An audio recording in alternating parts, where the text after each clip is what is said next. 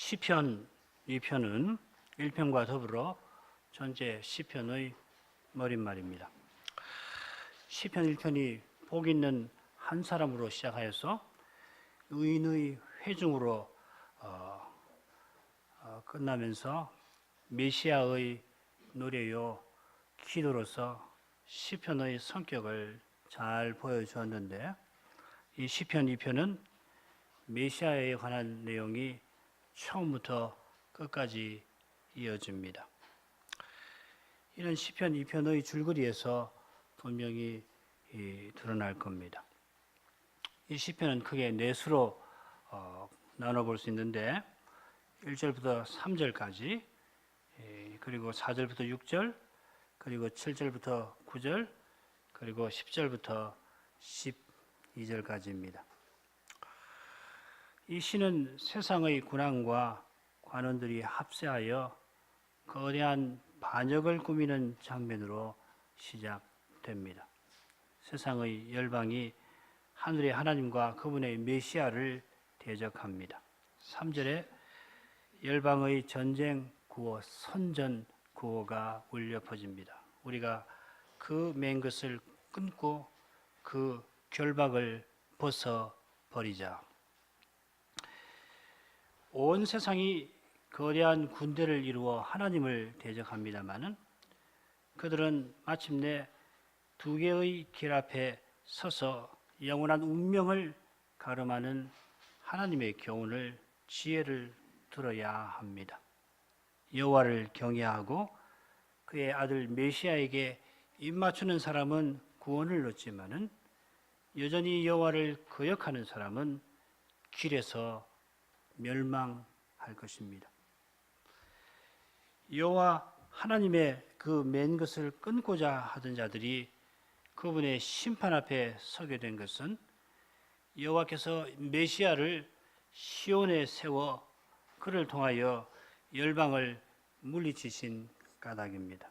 그 내용이 시의 중간에 나옵니다. 하늘 보좌에 앉으신 그분이 세상 왕들의 반역에 거룩한 조소를 보내십니다. 그분의 분노에 열방은 놀랍니다. 하늘의 하나님이 시온에 자기 왕을 세우십니다. 시온에 세움받은 왕, 곧 메시아는 하늘 하나님에게 영을 받습니다.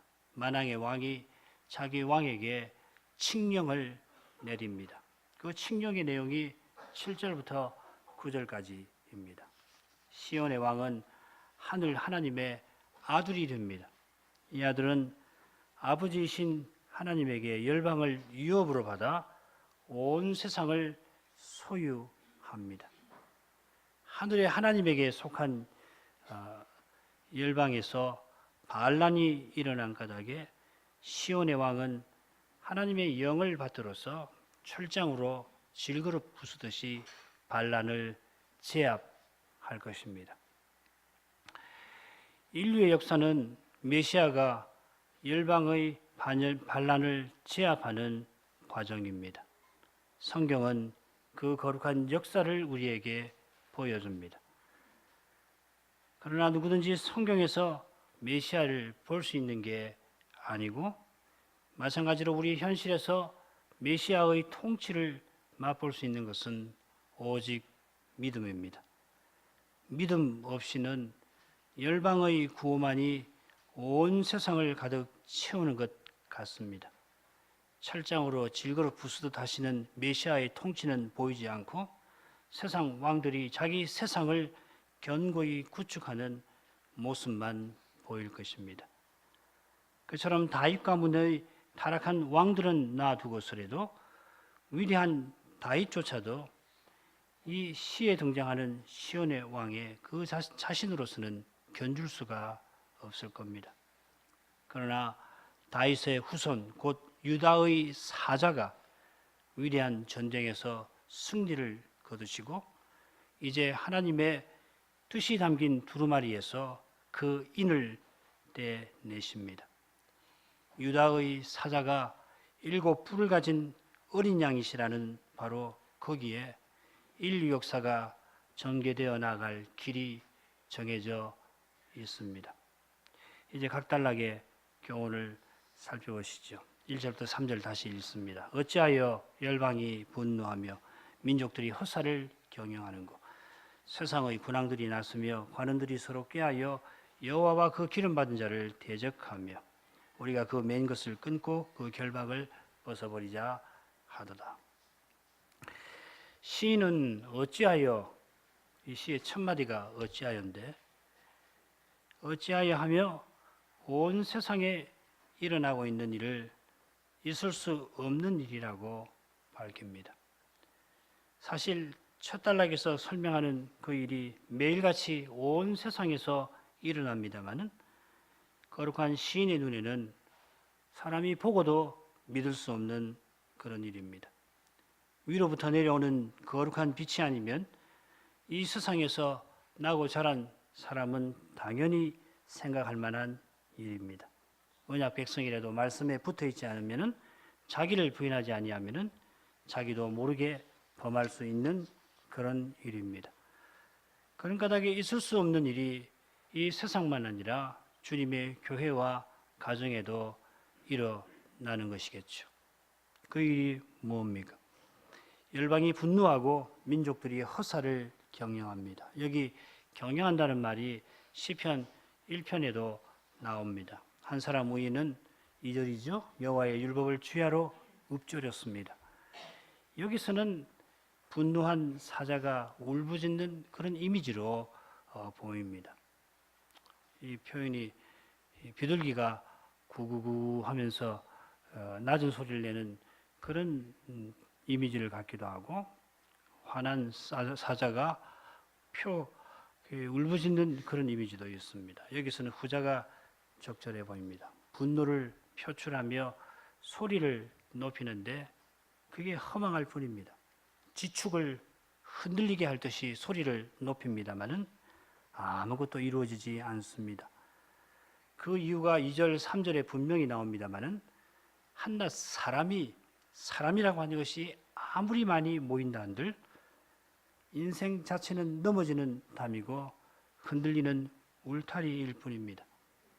이 근원적인 연약함 때문에 저 옛날 신할 평지에서 니므롯이 우리가 우리의 이름을 내고 흩어짐을 면하자 할 때 열방이 함께 모여서 거기 거대한 성과 대를 쌓으려 했던 거겠지요. 높은 대를 쌓아서 하늘에 닿게 하려 합니다마는 하늘에서 보면 그 높은 대는 거미줄밖에 되질 않습니다. 신할의 그 견고한 동맹도 언어가 달라지자 거미줄 마냥 다 끊어져 버립니다. 바벨탑 사건 이후 사람의 힘으로 지상 낙원을 세우려는 시도가 끊이지 않았습니다마는 하나님 없는 낙원은 불가능합니다.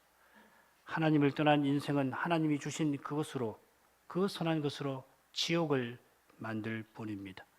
천국도 지옥으로 만들려 합니다.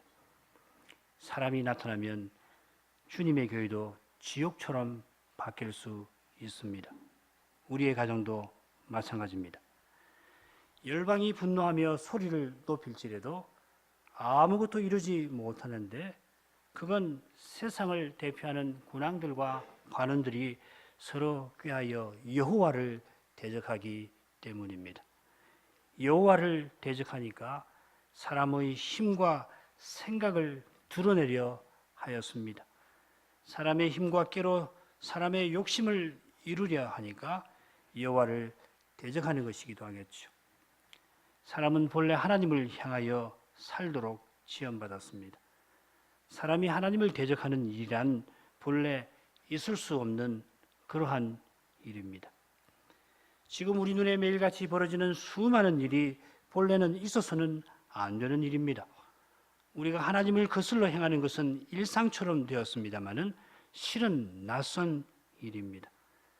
우리가 모르고 죄를 지었더라도 그걸 태연히 지나칠 수가 없습니다. 작은 죄라도 실은 하나님 앞에서는 물론이고 인생 가운데서도 중대한 것입니다. 작은 죄라고 하는 표현 자체가 인생의 타락과 무관하지 않을 겁니다. 그러나 아무 죄 없는 세상이 태초에 있었고 죄의 그림자, 자취도 없는 세상이 장차 영원히 이어질 것입니다. 태초의 세상이 표준이고 장차의 세상이 목표입니다. 지금 세상은 표준에서 벗어났고 지금 세상은 무너지지 않을 수 없습니다. 예수님은 지금 세상에서 하나님 나라를 세우십니다. 타락한 인생 가운데서 영원한 나라를 세우고 계십니다. 하나님을 대적하던 열방에 속한 우리 가운데에서 메시아의 나라를 세우십니다. 십자가에서 우리의 죄를 하나님의 선으로 바꾸신 그분은 죄인인 우리를 통하여서 인생의 악을 하나님의 선으로 바꾸는 일을 행하십니다. 그 일은 반드시 우리의 회개를 요구합니다. 우리의 자기 부인을 요구합니다. 메시아의 완전한 의를 철저히 의지해야 합니다. 메시아의 생명을 반드시 받아 그 생명을 살아내야 합니다. 거기서만 인생의 참된 통일이 나타납니다. 고요히 하나님 말씀을 들으며 겸손히 말씀을 쫓아가는 거기서만 바벨탑의 문제가 해결됩니다. 하나님이 말씀과 더불어 우리에게 오시고 우리가 말씀으로 하나님에게 나아가는 거기서 인생의 목적이 이루어져 갑니다. 인생이 하나님에게 나아가는 그것이 인생의 목적입니다. 하나님이 우리의 목적, 우리의 기쁨, 우리의 소망과 우리의 사랑이십니다. 그처럼 여호와를 대적하는 자는 그분의 기름 받은 자 메시아를 대적합니다. 하나님이 태초에 말씀으로 창조하셨고 말씀으로 말미암아 창조하셨고 말씀이 육신이 되신 그리스도로 말미암아 구원하십니다. 태초에는 인생이 말씀으로 하나님에게 나아갈 수 있었고 지금은 그리스도를 통하여 예배할 수 있습니다. 메시아를 대적하는 일만큼 하나님을 대적하는 일이 없습니다. 바로 여기에 주님 시대 유대인들의 두려운 죄가 있습니다. 오늘날 그리스도를 부인하고 인간 예수를 미화하는 신학은 인류에게 가장 큰 악 가운데 하나입니다.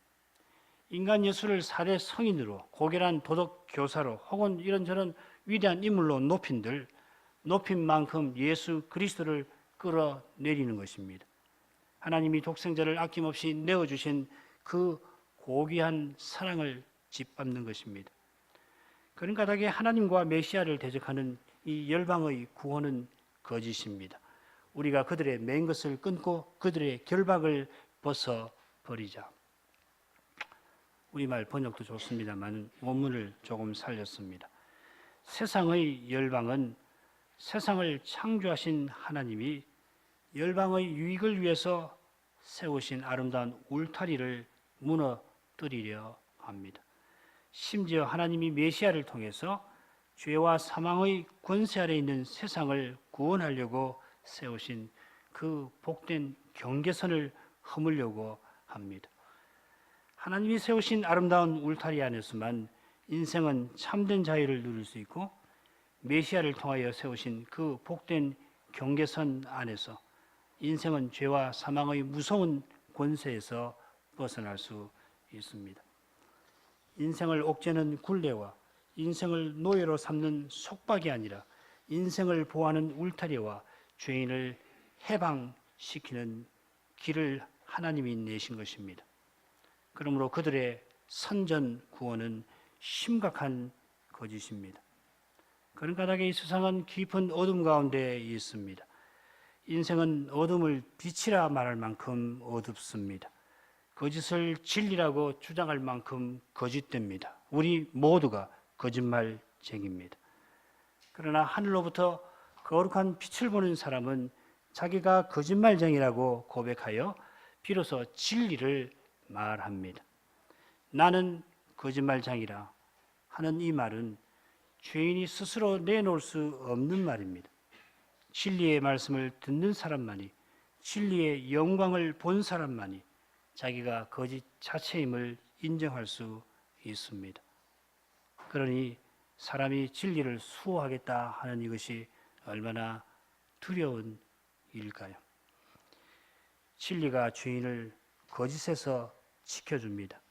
겸손히 진리의 말씀을 듣는 사람만 거짓에서 벗어날 수 있습니다. 거짓 구호가 지축을 흔듭니다만 하늘은 요동치 않습니다. 하늘에 계신 자가 웃으시며 주께서 저희를 비웃으시리로다. 그때 분을 바라며 진노하사 저희를 놀려 이르시기를 내가 나의 왕을 내 거룩한 산 시온에 세웠다 하시리로다.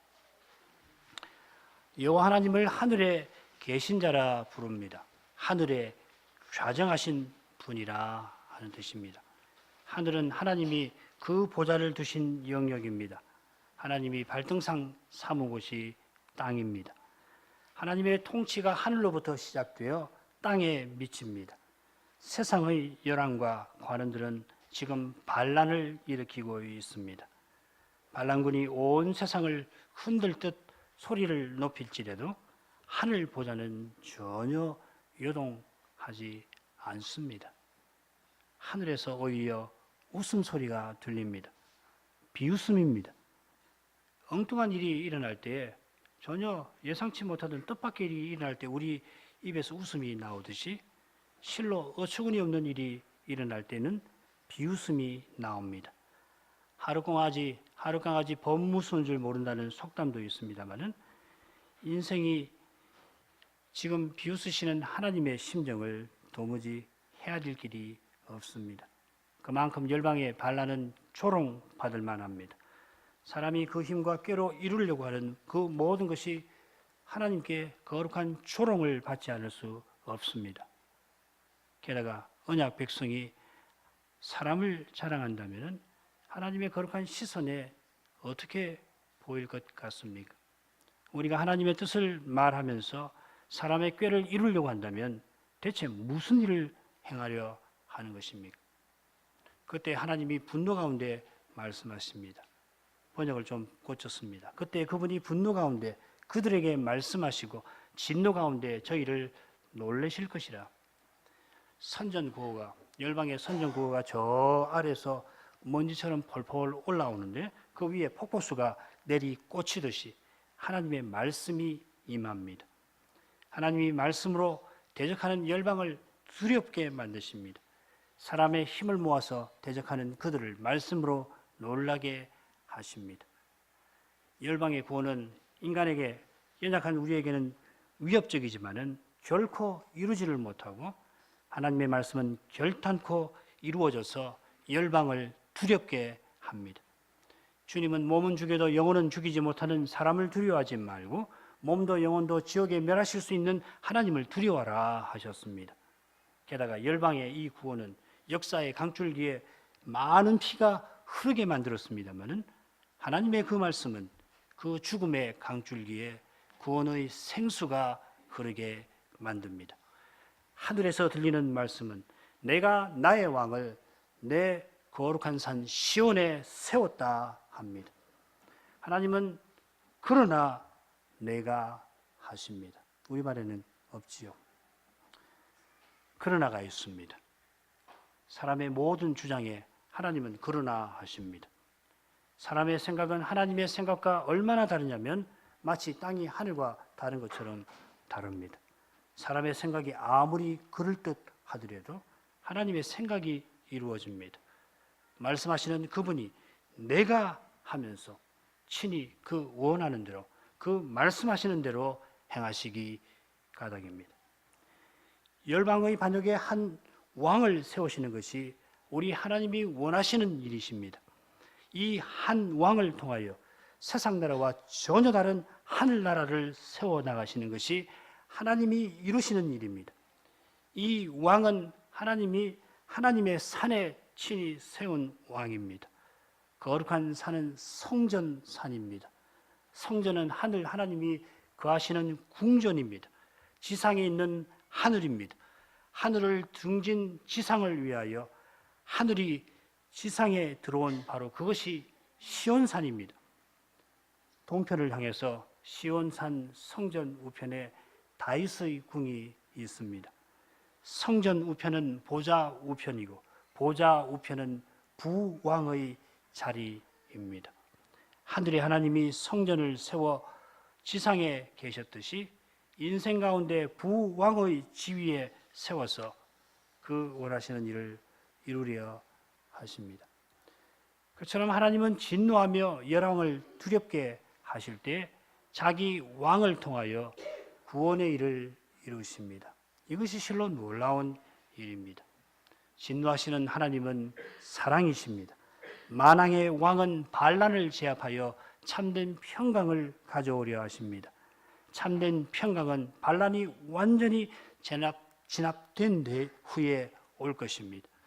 그처럼 하나님을 대적하는 우리의 모든 죄가 제거되어야 참된 구원이 있고 하나님을 대적하게 하는 사단과 육신과 세상이 제압되어야 메시아가 성신으로 세우는 나라가 나타납니다.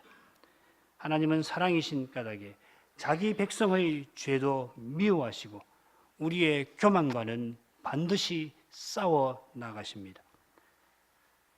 이제 시인은 화자를 바꿉니다. 7절부터 9절 읽습니다. 내가 영을 전하노라. 여호와께서 내게 이르시되 너는 내 아들이라. 오늘날 내가 너를 낳았도다. 내게 구하라. 내가 열방을 유업으로 주리니 내 소유가 땅 끝까지 이르리로다. 내가 철장으로 저희를 깨트리며 질그릇같이 부수리라 하시도다.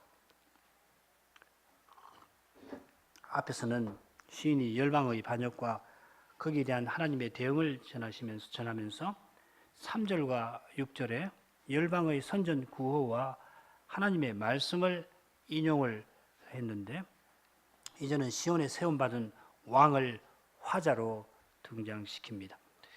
시온의 왕이 이 영 곧 칙령을 선언합니다. 이 칙령은 하늘의 왕이 자기 부왕에게 내려주는 것입니다. 시온의 왕은 여호와께서 내게 이르시다 하면서 그 칙령을 겸손히 받듭니다. 그는 언약 백성의 왕이지만 하늘의 왕을 받드는 신하입니다. 시온의 왕 다윗이 과연 그런 심정으로 살았고 다윗의 후손으로 오시는 그리스도는 더 말할 나위가 없습니다. 언약의 나라는 처음부터 하나님 나라입니다. 하나님이 친히 말씀하시고 우리는 그 말씀을 받듭니다. 칙령의 내용은 크게 둘로 이루어졌는데 하나는 하나님이 시온의 왕을 자기 아들로 삼으신다는 거고 다른 하나는 여호와께서 자기 부왕에게 주시는 명령과 약속입니다. 하나님의 이 명령과 약속은 하나님이 친히 세우시는 관계 위에 있습니다. 이것이 하나님의 언약에서 가장 중요한 내용입니다. 하나님이 먼저 거룩하고 복된 관계를 친히 수립하시고 그 관계에 맞게 명령하시고 또한 약속하십니다. 하나님이 다윗 가문의 왕을 자기 아들로 삼으시는 일은 다윗 언약에 나옵니다. 사무엘하 7장에도 있는데 역대기상 17장에서 읽겠습니다. 역대기상 17장 11절부터 13절입니다. 내 수완이 차서 내가 열조에게로 돌아가면 내가 내 뒤에 내 씨 곧 내 아들 중 하나를 세우고 그 나라를 견고하게 하리니 저는 나를 위하여 집을 건축할 것이요 나는 그 위를 영원히 견고하게 하리라. 나는 그 아비가 되고 그는 나의 아들이 되리니 나의 자비를 그에게서 빼앗지 아니하기를 내가 내 전에 있던 자에게서 빼앗음과 같이 하지 않을 것이며 다윗의 아들 가운데 하나에게 하나님은 그의 아버지가 되시고 그를 내 아들로 삼겠다 하십니다. 비슷하게 시편 89편 27절에는 하나님께서 다윗의 후손을 향해서 내가 저로 장자를 삼겠다 하십니다. 오늘날 내가 너를 낳았다 하신 것은 다윗의 후손이 왕위에 오를 때 그날 그가 하나님의 아들로 선언되는 것을 가리킬 것입니다. 이 입양 선언이 장차 다윗의 후손으로 오신 그리스도에게서 어떻게 성취되는지 잘 알고 계십니다. 그리스도는 다윗의 다른 후손과 달리 영원하신 아들로서 다윗의 위에 오르셨습니다. 바로 이것이 바울 사도가 전하던 복음의 핵심입니다. 로마서 1장 2절 3절. 이 복음은 하나님이 선자들로 말미암아 그의 아들에 관하여 옛적에 성경에 미리 약속하신 것이라. 이 아들로 말하면은 육신으로는 다윗의 혈통에서 나셨고, 하나님이 자기 아들 곧 영원하신 아들에 관하여 성경에 미리 약속하셨습니다. 이게 복음입니다. 이 하나님의 아들이 다윗의 혈통에서 나셨습니다. 하나님이 사람 되시고 메시아로 오셨습니다. 하나님의 비밀이 드러났습니다마는 계시는 여전히 신비입니다. 그런 까닭에 구약에서 그리스도를 어떻게 보는가 하는 것은 재림까지 온전히 해결되지 않습니다. 그때까지 우리는 믿음으로 구약에서 그리스도를 보려고 힘쓸 뿐입니다. 이거 가지고 누가 답을 다 안 것처럼 말하는 신학자에 있으면 믿지 마십시오. 거짓말장입니다. 아무도 그렇게 못합니다. 오늘 이만큼 보았으면 내일 좀 더 보려고 할 뿐입니다. 지금 보는 것은 거울로 보는 것이니 장차 얼굴로 보는 것에 비하면 부분에 불과합니다. 부분을 들고 전부인 것처럼 말하지 않도록 주의해야 합니다. 그것이 교만이고 독단입니다. 하나님이 다윗과 언약을 맺으시면서 다윗의 위를 견고하게 해주겠다 약속하셨는데, 아울러서 하나님의 아들로 삼으시는 이 다윗의 후손을 내 나라에 세우겠다 하셨습니다. 역대상 17장 14절입니다. 내가 영영이 그를 내 집과 내 나라에 세우리니, 내 나라 위에 세우리니 그 위가 영원히 견고하리라 하셨다 하라. 내 집과 내 나라 위에 세운다 하셨습니다. 다윗의 후손은 하나님 나라를 다스릴 겁니다. 마찬가지로 아까 인용한 시편 89편 27절 그 뒷부분에는 세계 열왕의 으뜸이 되게 할 것이다. 시온의 왕을 세계 열왕의 으뜸이 되게, 머리가 되게 할 것이다 하셨습니다. 이것이 시편 2편 8절의 내용, 칙령의 둘째 내용입니다. 다윗과 솔로몬을 포함해서 다윗 가문의 왕들이 어떻게 나라를 다스렸는지 열왕기나 역대기를 보면 알 수 있습니다만은 실제 역사는 이 칙령과 분명 거리가 있습니다. 영토에서만 아니라 통치 성격에서도 시편 2편에 언급된 이 시온의 왕에 미치는 사람이 아무도 없습니다. 다윗이라도 마찬가지입니다. 그러나 유다 나라가 멸망한 그때에도 여호와는 선지자를 통해서 바벨론 왕을 친히 이용해서 온 세상을 다스리셨습니다. 다윗 가문의 악한 왕들이 이어졌습니다마는 만왕의 왕은 그 언약을 잊지 않으셨습니다. 그렇습니다. 다윗 가문의 왕들을 자기 아들로 삼으신 하나님은 자기 왕에게 내게 구하라 그러면 내가 하리라 하십니다. 하나님께 겸손히 구하는 왕은 하나님의 이 거룩한 능력을 맛보았습니다. 다윗이 그렇게 했죠. 그처럼 겟세마네에서 아버지의 원대로 하옵소서 기도하신 이 그리스도를 통하여 하나님은 마침내 하나님 나라를 세우십니다. 시온의 왕은 철장, 쇠막대기로 열방을 깨뜨리시고 그들을 질그릇처럼 부수실 겁니다. 잘 못 만들어진 질그릇을 가차없이 부숴버리듯이 시온 왕은 하나님에게 반영하는 열방을 멸해버리실 겁니다. 시인은 당시 흔히 익숙한 방식으로, 당시 사람들이 익숙한 방식으로 시온 왕의 승리와 통치를 지금 묘사합니다. 이 세상은 힘 있는 나라가 힘 없는 힘 약한 나라를 강한 힘으로 정복합니다. 주님이 하나님 나라를 일상생활에 빗대어서 교훈하신 것처럼 구약의 시인도 당시 사람들이 익숙한 방식으로 시온 왕의 통치를 그려냅니다. 그러나 장차 하나님의 영원하신 아들이 다윗의 후손으로 오신 것처럼 시온 왕의 통치는 그 방식이 세상과 완전히 다릅니다. 세상의 방식을 이용한다면 세상과 다를 바가 없지 않겠습니까?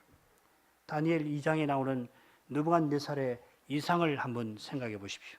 그 이상 중에 등장하는 세상 나라는 크고 광채가 특심하고 그 모양이 심히 두려운 신상, 곧 단단한 금속으로 이루어져 있고 그 신상 앞에 뜨인 돌 하나가, 이만한 돌 하나가 있습니다. 이만하다고 그랬는데 아마 이 정도 될 거예요. 번제단을 만드는 돌이니까요. 고고하게 보면 이만한 돌을 여러 개 합해가지고 번제단을 만들었거든요. 철로 된 신상의 발이 뜨인 돌을 밟으면은 이 뜨인 돌은 바로 바스라져서 먼지로 변할 것 같습니다. 우리가 보기에. 그런데 이 뜨인 돌이 신상을 쳐서 여름 타작마당에 겨처럼 만들어 버립니다. 그처럼 건축자의 버린 돌 하나가 성전 모퉁이 돌이 됩니다. 메시아는 틀림없이 죄인이 되어서 죽임당하시는데 그것을 통해서 죽음을 이기시고 죄를 해결하십니다. 메시아가 죽어서 부활에 이르듯이 메시아의 백성도 고난을 통해서 영광에 나아갑니다. 메시아의 나라는 권위 있는 사람이 섬기고 먼저 사랑해서 모두에게 사랑받는 나라입니다. 그런 까닭에 재림까지 그 나라는 틀림없이 자라갑니다마는 그러나 그 자라는 그 일은 사람이 자고 깨는 사이에 이루어집니다. 믿음의 눈이 하나님 나라를 교회와 가정에서 봅니다. 믿음으로 하나님 나라를 나타냅니다. 이제 마지막 단락으로 갑니다. 그런즉 군왕들아 너희는 지혜를 얻으며 세상의 관원들아 교훈을 받을지어다. 여호와를 경외함으로 섬기고 떨며 즐거워할지어다. 그 아들에게 입맞추라. 그렇지 아니하면 진노하심으로 너희가 길에서 망하리니 그 진노가 급하심이라. 여호와를 의지하는 자는 다 복이 있도다. 시인은 사람의 꾀와 힘을 의지하는 세상의 군왕들과 관원들에게 하나님의 지혜와 교훈을 말합니다. 그 이유는 12절에 나온 멸망과 복과 관련되어 있습니다. 반역하는 군왕과 관원, 곧 열방과 민족에게 멸망이 마땅합니다마는 하나님은 시온 왕을 통하여 사람의 생각을 넘어서는 일을 행하시는 까닭에 멸망할 세상 앞에 복 얻을 길이 열립니다. 그 길은 하나님의 지혜와 교훈을 겸손히 받는 데 있습니다. 하나님의 말씀을 듣는 것이 사람의 본분이고 바로 거기에 구원의 복이 약속되어 있습니다. 참된 지혜는 여호와를 경외함으로 섬기고 떨며 즐거워하는 것입니다. 여호와를 경외하는 것이 지혜의 근본입니다. 여호와를 경외함이 있어야 하나님을 섬길 줄 압니다. 하나님 말씀을 겸손히 듣고 그 말씀을 무겁게 받드는 사람이 하나님의 뜻을 잘 이루어 나갑니다. 하나님 말씀을 듣지 아니하고 하나님의 뜻을 이루겠다 하는 사람은 결국 자기 뜻대로 하려는 사람입니다. 그런 사람은 자기 영광을 위하여 하나님의 뜻도 이용하고 하나님도 이용하려 될 것입니다. 그런 사람은 하나님을 두려워하지 아니하는 사람, 경외치 아니하는 사람입니다. 그처럼 하나님은 떨면서 즐거워할 분입니다. 하나님의 보좌 앞에 스랍들이 자기의 얼굴과 발을 날개로 가리면서 하나님을 찬송합니다. 죄 없는 천사라도 하나님의 거룩한 영광 앞에서 자기가 하나님을 가까이 할 수 없는 존재라 여겼던 것입니다. 하물며 죄 있는 우리 인생이 그 영광 앞에 어찌 떨지 않을 수 있습니까? 그러나 하나님의 거룩한 영광이 그분의 사랑에서 환히 드러나는 까닭에 우리의 마음이 하나님을 즐거워합니다. 하나님이 우리의 기쁨이십니다. 우리의 목적이십니다. 우리의 참된 기쁨은 우리의 목적이신 하나님 안에 있습니다. 하나님을 가까이 하는 그 사람이 참된 기쁨을 맛봅니다. 참된 지혜는 하나님을 경외함으로 섬기고 떨며 즐거워하는 데 있는데 하나님을 섬기고 즐거워하는 길은 곧 그 아들에게 입 맞추는 것입니다. 입을 맞춘다는 것은 순종을 맹세하는 것입니다. 하나님이 시온에 세우신 왕 메시아에게 순종하는 그 사람이 하나님을 바르게 섬깁니다. 하나님의 일이 무엇입니까? 메시아이신 아들을 믿는 것입니다. 메시아를 믿지 아니하고 하나님의 일을 받들 수 없습니다. 그처럼 하나님을 사랑하시는 그 아들을 순종하는 사람이 하나님을 즐거워합니다. 그 아들에게 입 맞추려면 모든 권세와 모든 꾀를 버려야 합니다. 메시아는 사람의 힘과 꾀를 미워하십니다. 그분이 십자가로 나아가신 그 길을 살펴보십시오. 십자가를 지신 그분이 우리들어 자기를 부인하고 자기 십자가를 지고 나를 따르라 하셨습니다. 우리가 사람의 힘을 의지하는 바로 그 순간에 주님 나라의 비상벨이 울릴 것입니다. 주님은 절대로 속지 아니하십니다. 사람은 속여도 주님은 속지 않으십니다. 우리가 주님의 교회에서, 가정에서, 또 다른 곳에서 사람의 꾀로 행할 때 주님 나라에서는 비상벨이 울릴 것입니다. 그 나라의 모든 힘이 사람의 힘을 대적할 것입니다. 못 이깁니다. 사람의 꾀는 하나님 나라에서 안 통합니다. 통할 리가 없습니다. 통하지 않을 뿐만 아니라 그 아들이 친히 사람의 모든 꾀를 무너지게 하실 것입니다. 주님이 일어서서 심판하시면 길에서 망합니다. 길에서 망한다는 말은 급작스럽게 망한다 하는 것입니다. 사람의 꾀가 통할 것 같으니까 당장에는 마음이 높아집니다마는 높아지면 높아진 만큼 추락해야 합니다. 게다가 갑자기 추락할 수가 있습니다. 주님의 심판은 도둑처럼 옵니다. 예고 없이 옵니다. 그 진노가 급하십니다.